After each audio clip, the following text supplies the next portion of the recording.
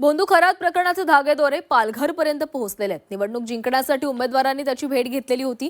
खरातनं मंत्र दिलेल्या उमेदवारांचा पराभव झालाय। खरातनं मंतरलेले चिंचोके फेल ठरले।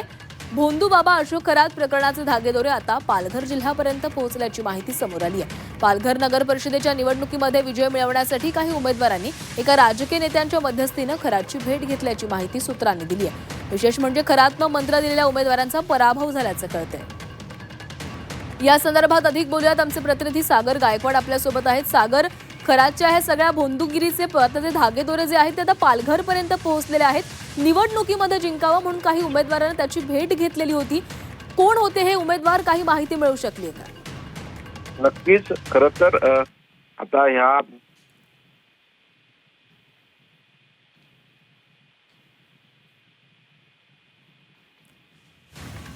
तर खरातनं मंतरलेले चिंचोके देखील फेल या ठिकाणी अनेक ठिकाणी आपण बघितलं की खरातचे धागेदोरे आपल्याला सापडले। ते आता थेट हे धागेदोरे पालघरपर्यंत पोहोचलेले आहेत। विशेष बाब म्हणजे पालघर नगर परिषदेच्या निवडणुकीत विजय मिळवण्यासाठी काही उमेदवारांनी एका राजकीय नेत्याच्या मध्यस्थीने खरातची भेट घेतलेली होती आणि त्यानंतर या उमेदवारांना एका मंतरलेले चिचुके दिलेले होते। या चिचुकेंमुळे तुम्ही निवडून येईल असं आश्वासन या खरातने या उमेदवारांना दिलेले होते।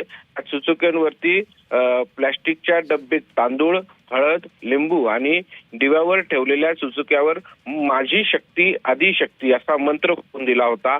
मात्र प्रत्यक्षात असं करून देखील हे सगळे जे उमेदवार आहेत त्यांचा पराभव झाल्याची माहिती समोर येते। यामुळे हा बोंदू बाबा असा लोकांना, नागरिकांना गंडवायचा हे देखील आता समोर येतंय। नक्की सागर, धन्यवाद दिलेल्या सविस्तर माहितीसाठी।